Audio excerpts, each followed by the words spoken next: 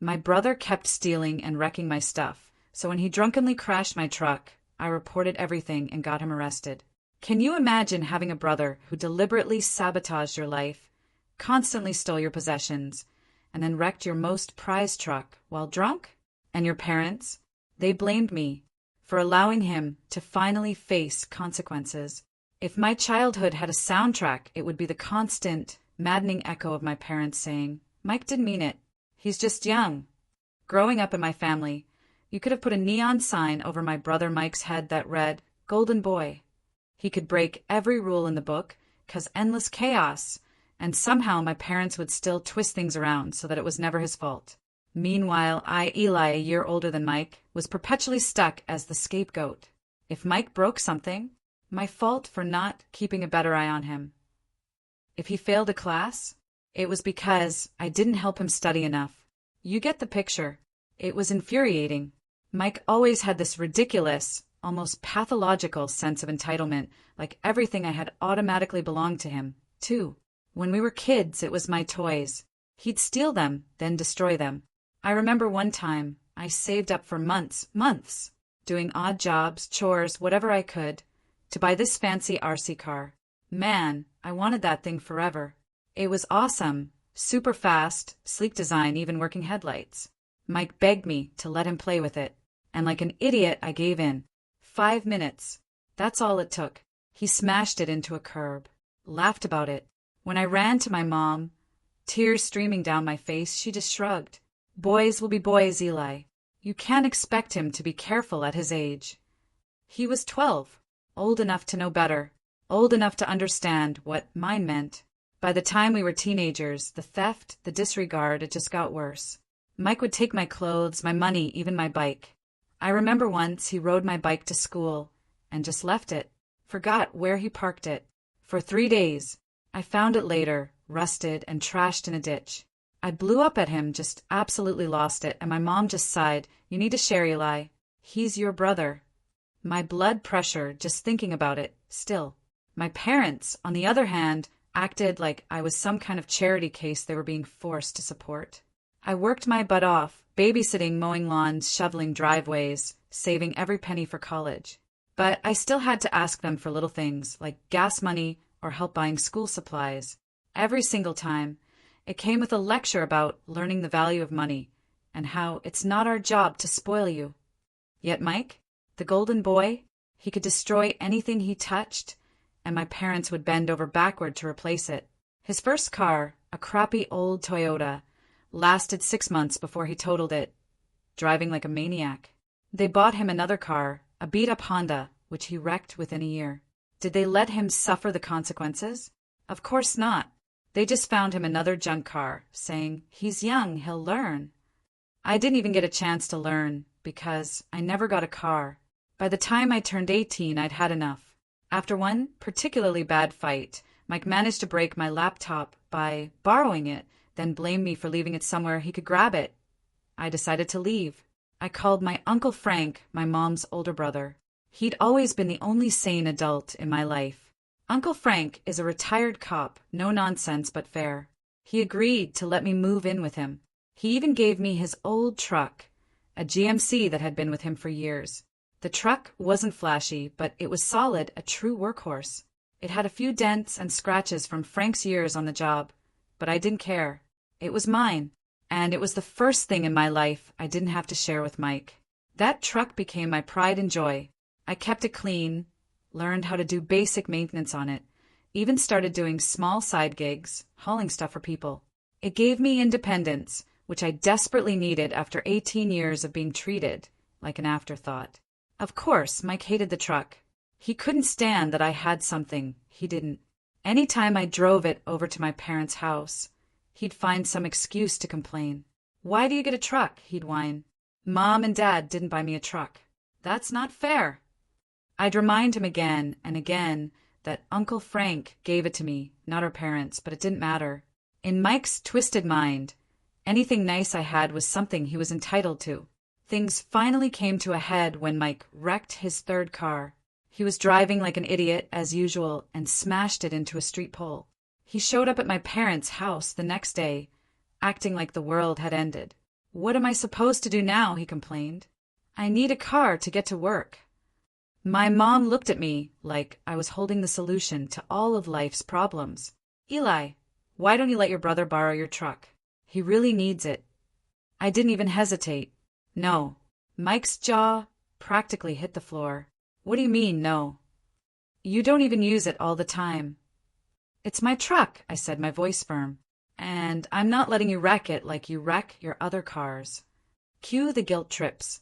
My mom started in. "Eli, he's your brother. Family helps family." My dad chimed in. "You're being selfish. You can take the bus for a few days." But I wasn't budging. That truck was my livelihood. I used it to get to work, to run errands, and for my side gigs. Letting Mike drive it would be like handing him the keys to my life and watching him smash into a wall. I refused. Mike sulked for days, and my parents gave me the cold shoulder, acting like I'd just committed a federal crime by saying no. Honestly, I was starting to feel guilty, even though I knew I was right. That's what they were good at, making me feel like the bad guy even when I was the only one being reasonable. I thought that was the end of it. I should have known better. Mike wasn't the type to take no for an answer, and my parents weren't the type to hold him accountable. What happened next was the start of a disaster I'll never forget. I should have known Mike wasn't going to let it go. The thing about him is that he doesn't hear no the way normal people do. To Mike, no just means try again later, or figure out how to get around it. I didn't see it at the time, but when he wrecked his third junk car and I refused to lend him my truck, he wasn't defeated. He was planning his next move. A few days after our argument, I was leaving work and heading to the parking lot. I always parked my truck in the same spot a little further out where fewer cars would be around to ding it. But when I got there, my truck was gone. At first, I thought maybe I'd park somewhere else and just forgot. But after walking the entire lot twice, it hit me like a physical blow. Mike. I don't know how, but I knew. I called him immediately. He picked up after a few rings, sounding way too casual. "Hey bro, what's up?" "Where's my truck, Mike?" I asked, trying desperately to keep my voice steady, even though I was seeing red. "Oh, don't worry about it. I just borrowed it for a bit. I'll bring it back soon," he said like it was no big deal. "Are you kidding me? Bring it back right now, or I'm calling the cops." "You're overreacting," he scoffed. "It's just a truck." He actually scoffed. I hung up and started pacing. How the heck had he even gotten into my truck? I always kept the keys with me, and there was no way he'd hotwired it. Mike wasn't exactly a criminal mastermind. That's when I remembered something I'd read online about spare keys. Some models of GMC had keys that were easy to replicate if you knew the VIN number. The realization made my blood boil. Mike had actually gone out of his way to buy a key just so he could steal my truck. About 30 minutes later, he pulled into the lot like this was all some hilarious prank. My truck was filthy. Mud splattered all over the sides, fast food wrappers littering the passenger seat, and a faint, stale smell of cigarettes in the air. Mike climbed out, looking like he'd done me a favor. "See? No harm, no foul," he said, tossing me the keys. I lost it. "What the heck is wrong with you, Mike? You stole my truck. You trashed it." "Relax. It's not a big deal," he said, shrugging, completely oblivious. "I needed a ride to work. You weren't even using it." "Are you insane?" I snapped. "You don't get to decide when I'm not using my truck. You have no idea how much I rely on it." At this point, a couple of my co-workers were walking by, and I could tell they were trying not to stare. Great. On top of everything else, Mike was making a scene and embarrassing me in front of people I work with. I told him to leave, but not before making it crystal clear. If he ever touched my truck again, I'd call the cops. Mike just laughed and walked off like I was joking. That was the thing about him. He never took anything seriously. He always assumed that if he pushed hard enough, someone else would clean up his mess. That night, I called Uncle Frank and told him what happened. I was half expecting him to lecture me for not calling the cops right then and there, but instead he just sighed. "I'm not surprised," he said. "Your brother's been getting away with this mess for too long. You've got to set some boundaries." He offered to help me install a GPS tracker in the truck, just in case Mike tried something like this again. Frank wasn't the type to say things like, "I told you so," but I could tell he was thinking it. "Next time, don't even call him," he advised. "Just call the cops. He needs to learn there are consequences." The next morning, I spent a good 2 hours cleaning the truck. The mud was caked on so thick that it looked like Mike had driven it through a swamp. The interior was just as bad. Fast food grease stains on the seats, soda spills on the floor mats, and that cigarette smell that wouldn't go away, no matter how much air freshener I used. It felt like a personal violation. That truck wasn't just a vehicle to me. It was my independence, my way out of the dysfunction I'd grown up with, and Mike had treated it like garbage. When I got home, my mom called. I thought maybe she'd heard about what happened and wanted to apologize, or at least acknowledge my feelings. But of course, I was wrong. "Eli," she started, in that tone she always used when she was about to scold me. "Mike told me you yelled at him last night. Was that really necessary? Are you serious right now?" I asked, disbelief warring with anger. "He stole my truck, Mom." "He borrowed it," she corrected immediately, "and he said he brought it back. You didn't need to make such a big deal about it. He didn't borrow it. Borrowing implies permission. He stole it and he trashed it." "You're being so dramatic," she said, sighing dramatically as if I was the problem. "You know how hard things have been for him lately. He's your brother, Eli. Family helps family." I hung up on her. I just couldn't deal with the mental gymnastics anymore. No matter what Mike did, they always found a way to justify it. And no matter how much I stood up for myself, they always made me feel like I was the bad guy. For a few weeks, things were quiet. Mike avoided me, probably because he didn't want to deal with another argument, and my parents gave me the silent treatment. Part of me thought maybe they'd finally realized I wasn't going to roll over anymore. But the truth was, they were just waiting for the next opportunity to put Mike's problems on my shoulders. Uncle Frank's advice was starting to make more sense. If Mike ever pulled something like this again, I wasn't going to argue or negotiate. I'd call the cops and let him deal with the fallout. What I didn't realize was that the next time Mike took my truck, things would escalate far beyond what I could have imagined. By the time Christmas rolled around, things between me, Mike, and the rest of the family were still tense after the whole stolen truck fiasco. Mike had been avoiding me, and my parents were giving me their usual cold shoulder. But it was Christmas, and like every year, I still showed up to the family gathering. I wasn't there for them. I came for my cousins, my Uncle Frank, and honestly, the food. The day started off fine enough, but it didn't take long for the cracks to show. As soon as I walked through the door, my mom gave me one of her passive-aggressive greetings. "Oh, Eli, you made it. I wasn't sure you'd show up after all the drama this month," she said loud. Enough for everyone in the living room to hear. I ignored her, dumped my coat on the nearest chair, and headed straight for the kitchen. Frank was already there, sipping coffee and chatting with Aunt Linda.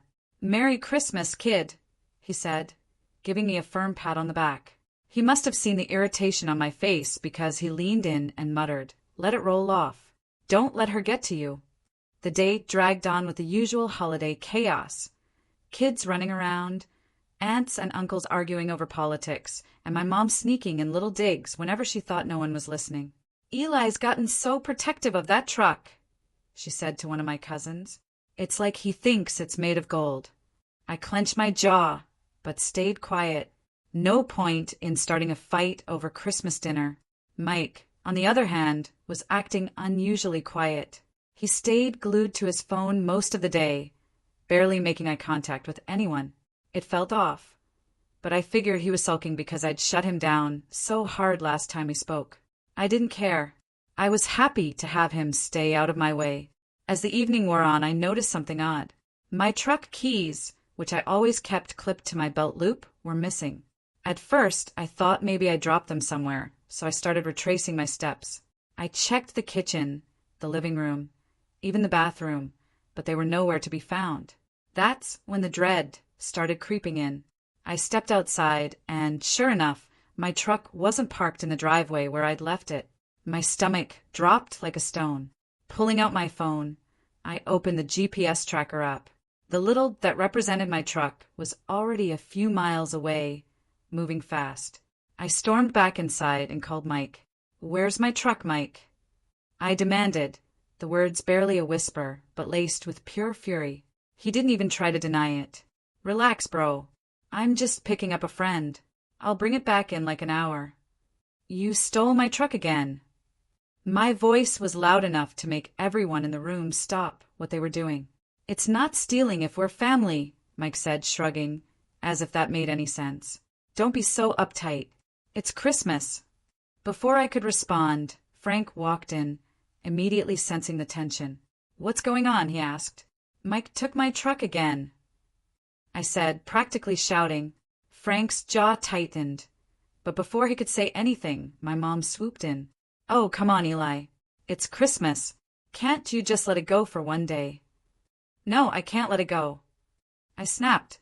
"It's not his truck, and he has no right to take it." Frank gave me a nod and pulled me aside. "Check the tracker. Let's see where he's headed." I opened the app, and that's when I noticed something terrifying. The trucks had stopped moving, and it was in the middle of a highway exit ramp. I immediately called Mike, but he didn't pick up. The third time I tried, he finally answered. "What now?" he said, sounding incredibly annoyed. "Where are you?" "The tracker says you're on the highway."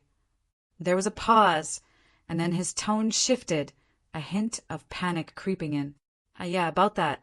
I kind of lost control on the ice. The truck's fine, though. It's just stuck in a ditch." "You what?" I yelled, making no effort to hide my fury. Everyone in the room was staring now. Mike mumbled something about the roads being bad and hung up. I threw on my coat, grabbed Frank, and headed for the door.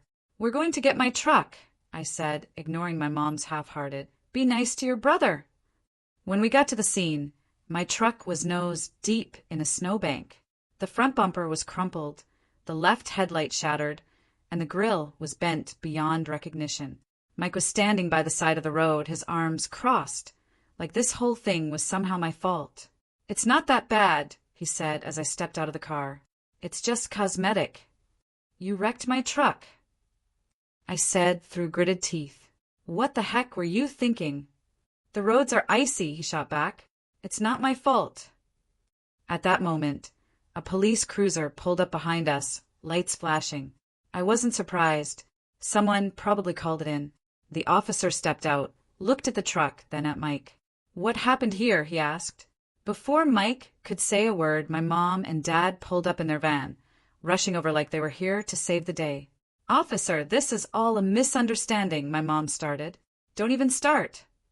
I cut her off. "Mike stole my truck. I have the GPS logs to prove it." The officer raised an eyebrow and turned to Mike. "Is that true?" Mike stammered, but Frank jumped in. "He's been drinking, too. You might want to check." Sure enough, they gave Mike a breathalyzer and he failed. He was cuffed on the spot for driving under the influence and driving on a suspended license. My mom started wailing, begging the officer to be reasonable, but Frank shut her down. "Enough, Sharon. Let him face the consequences for once." I stayed silent as they loaded Mike into the cruiser. My truck was pulled out of the ditch, but the damage was done. As we drove back to the house, Frank glanced over at me. "Next time, don't wait for him to mess up. Call the cops the moment he pulls this mess." He was right, but this was just the beginning. Mike wasn't done causing chaos, and I was far from done dealing with it. The ride back to the house after Mike's arrest was dead silent. My parents sat in the front of their van, probably stewing over how unfair it was that Mike got arrested. Frank and I were in the back seat, and he looked as calm as ever. That's one thing about Frank. Nothing rattles him. But me? I was boiling. Not just at Mike, but at my parents for enabling him for so long. They hadn't said a word to me, but I knew what was coming. The moment we walked through the front door, my mom spun around, her face red with anger. "How could you let this happen to your brother?" she hissed. I stared at her in disbelief. "Let this happen? He stole my truck, wrecked it, and was drinking while driving on a suspended license. That's on him, not me." "He's your brother," she snapped. "You should have handled this privately, not dragged the cops into it." Frank stepped in before I could explode. "Sharon, your son broke the law. Multiple laws. This isn't something you can sweep under the rug. Don't talk to me like I don't know how to handle my own children, Frank, she shot back. You've always played favorites with Eli, making Mike look like the bad guy. Frank laughed dryly. Mike doesn't need help looking like the bad guy. He does that just fine on his own. Before she could respond, my dad chimed in. Let's all calm down. Mike made a mistake, but we're family. We need to stick together. I couldn't hold it in any more. Stick together? You've been covering for him his entire life. You're not helping him. You're enabling him. My dad shook his head like I was the one who didn't get it. He's had a rough time, Eli. You wouldn't understand. Life's been harder for him. Harder for him? I scoffed, a bitter laugh escaping me. He's been handed everything while I've had to work for everything I have. And look where it's gotten him. Arrested again. Frank raised a hand. Enough. This isn't going anywhere. Eli, go cool off. Sharon, Doug, you need to take a long, hard look at how you've been handling Mike, because the cops aren't going to let him off so easy next time. I didn't bother waiting for their response. I grabbed my jacket and went out to the garage to check on my truck. It had been towed back while we were still at the station, and seeing it up close made my blood boil all over again. The front bumper was mangled, the left headlight smashed, and the grill looked like it had been hit with a sledgehammer. The interior wasn't much better. Mud everywhere, and that same stale cigarette smell Mike had left the last time. It's just cosmetic, Mike had said, like that was supposed to make it okay. The next day, I got a call from Mike. Somehow, he'd managed to get access to a phone from the county jail. I let it ring a few times before picking up. What do you want, Mike? Eli, I'm so sorry, man, he said, his voice trembling a little. This was all just a misunderstanding. I rolled my eyes. A misunderstanding? You stole my truck, wrecked it, and got arrested for a DUI. What part of that is confusing? He sighed. Look, I messed up. I know that, but I need your help. Here it was, the real reason he called. What do you want, Mike? Bail me out, he said, as if it were the most reasonable request in the world. Mom and Dad don't have the money. No, I cut him off. I'm not bailing you out. Eli, please, he begged. I can't stay in here. It's awful. These guys, they're rough. Maybe you should have thought about that before you stole my truck, I said coldly. You're on your own. I hung up before he could respond. A few minutes later, my mom called. Eli, you need to bail your brother out. Why can't you or Dad do it? I asked. We don't have that kind of money right now, she admitted. You know, we've been helping him get back on his feet. I laughed bitterly. Helping him? You mean enabling him? No, I'm done. Eli, don't be like this, she pleaded. He's a grown man who needs to face the consequences of his actions, I said. Don't call me about this again. I hung up and blocked her number for the rest of the day. Later that evening, Frank came by with some news. So, turns out Mike's not just looking at a DUI. He's also facing charges for driving on a suspended license, reckless driving, and theft. Theft? I asked, surprised. Yeah, Frank said with a shrug. Technically, he stole your truck, and since you didn't give him permission, the cops added it to the list. For a second, I felt a pang of guilt. But then I thought about all the times Mike had taken advantage of me, all the excuses my parents had made for him, all the nonsense I'd put up with. Good, said. Maybe this will finally teach him a lesson. Frank gave me a small nod of approval. We'll see. Knowing your parents, they'll try to smooth it over. Sure enough, my parents did just that. Over the next week, they scrambled to pull together money for Mike's bail. He came straight to their house, looking like he'd been through heck. Mike didn't say a word to me when I stopped by to grab some things I'd left in their garage. He just sat on the couch, staring at the floor. Part of me wanted to believe he'd finally learned his lesson, but deep down I knew better. The fallout from Mike's arrest came fast and hard, and for once, I wasn't the one cleaning up his mess. He'd been charged with driving under the influence, driving on a suspended license, reckless driving, and theft. My parents did their usual scramble to shield him from the consequences. But this time it wasn't enough. The court wasn't buying their excuses. Mike's legal troubles piled up like snow in a blizzard. The judge didn't go easy on him, and while Uncle Frank had managed to get the DUI reduced to reckless driving, the rest of the charges stuck. Between court fees, fines, and mandatory probation check-ins, Mike was looking at thousands of dollars in penalties. The financial side of things hit Mike harder than the legal consequences.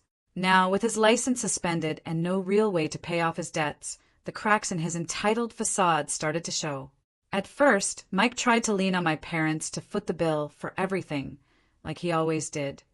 But even their resources were running dry. They'd already spent most of their savings bailing him out, and when he hit them up for cash to cover his probation fees, they finally put their foot down. Sort of. "Mike, we can't keep doing this," my mom said one evening when I stopped by to pick up some of my tools. She was sitting at the kitchen table with a stack of bills in front of her, looking more stressed than I'd ever seen her. Mike, sitting across from her with his arms crossed, looked annoyed. "So, what am I supposed to do? I can't work without a car, and I can't pay the fines if I'm not working." "Well," my dad chimed in, trying to be the voice of reason, "maybe it's time to sell some of your things." The look on Mike's face was priceless.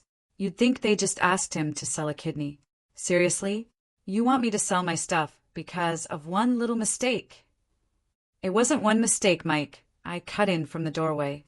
"It was a series of bad decisions that got you here. Maybe it's time you face the consequences." He glared at me, but didn't say anything. It was clear he didn't have a leg to stand on. Over the next few weeks, Mike's financial situation got worse. With no income and no car, he was forced to take a part-time job at a local pizza place as a delivery driver. The irony wasn't lost on me. Mike, the self-proclaimed golden boy, reduced to delivering pizzas on foot and borrowing my parents' ancient minivan when absolutely necessary. He hated every second of it. One time when I was visiting Uncle Frank, Mike showed up to drop off a pizza order. The look on his face when he saw us was worth every headache he'd ever caused me. Frank gave him a little wave and said, "Good to see you working, Mike. Keep it up." Mike mumbled something under his breath and practically sprinted back to the minivan. I couldn't help but laugh. For the first time in his life, Mike was being humbled, and I was here for it. Despite everything, my parents couldn't fully let go of their golden boy. They continued to make excuses for him, even as they struggled to cover their own bills, thanks to all the money they'd thrown at his legal troubles. "Your brother's trying his best," my mom said one day when she called me, clearly fishing for sympathy. "You don't understand how hard this has been for him." "Hard for him?" I said, incredulous. "It's been hard for you because you keep cleaning up his messes. Maybe if you let him deal with this on his own, he'd finally learn something." "You don't know what it's like to have a child in trouble," she shot back. "You'd do the same thing if you were a parent." "No," I said firmly. "I wouldn't, because I'd raise my kid to take responsibility for their actions. Something you've never done with Mike." That shut her up, at least for a moment, but I knew it wouldn't last. My parents were too deep in their enabling ways to change now. One evening, Mike showed up at my place unannounced. I opened the door to find him standing there looking sheepish. "Can we talk?" he asked. I crossed my arms. "What do you want, Mike?" "I just wanted to say I'm sorry," he said, his voice unusually quiet. "For everything. Taking your truck, wrecking it, getting you caught up in my mess." For a moment, I almost believed him. But then he added, "So, I was wondering if you'd be willing to lend me some money, just to get me back on my feet." I laughed bitterly. "Are you serious? After everything you've put me through, you think I'm just going to hand you money?" "It's not like that," he said quickly. "I'd pay you back." "Like you paid Mom and Dad back for all the money they've spent on you?" I shot back. "Mike, the answer is no, and don't bother asking again." His expression darkened. "You don't have to be such a jerk about it. Maybe if you'd learned how to take care of yourself years ago, you wouldn't be in this mess," I said. "This is your problem, Mike. Figure it out." He stormed off, muttering under his breath, and I slammed the door behind him. I was done. Done with Mike, done with my parents, and done with being dragged into their chaos. As Mike continued to struggle with his financial and legal troubles, I started to feel something I hadn't felt in years. Peace. For once, I wasn't the one cleaning up his mess.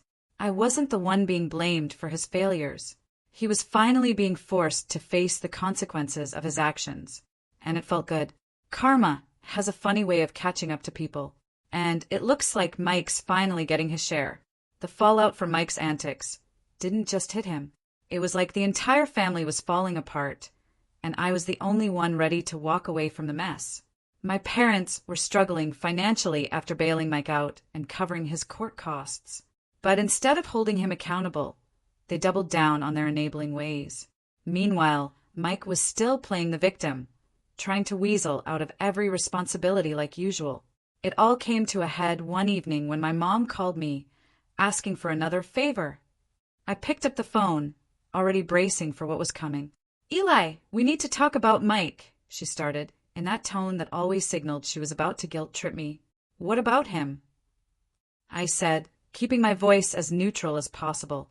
"Well, he's been having a really hard time," she said. "You know, with everything going on, the legal trouble, the job situation.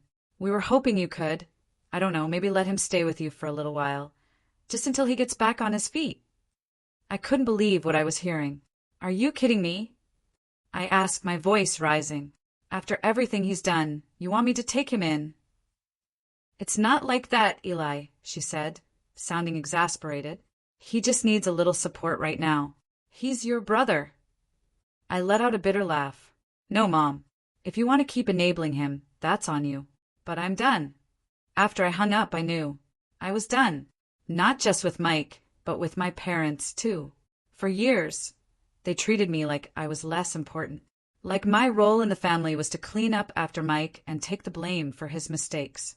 I'd spent so much time trying to prove myself to them, but I realized something that night. I didn't owe them anything. The thing about cutting ties with toxic family members is that they don't always take no for an answer. My mom tried calling me a few times after that, leaving voicemails that swung between guilt, tripping, and outright denial. "Eli, we need to talk. This isn't like you," one message said. Another one was more dramatic. "I don't know what we did to deserve this, but you're breaking this family apart." Each time, I deleted the messages without listening to the rest. I didn't owe them an explanation. I owed myself peace. "So, tell me, what would you have done in my place? Have you ever had to draw a line with family like that? Let me know your thoughts in the comments below. I really want to hear what you guys think."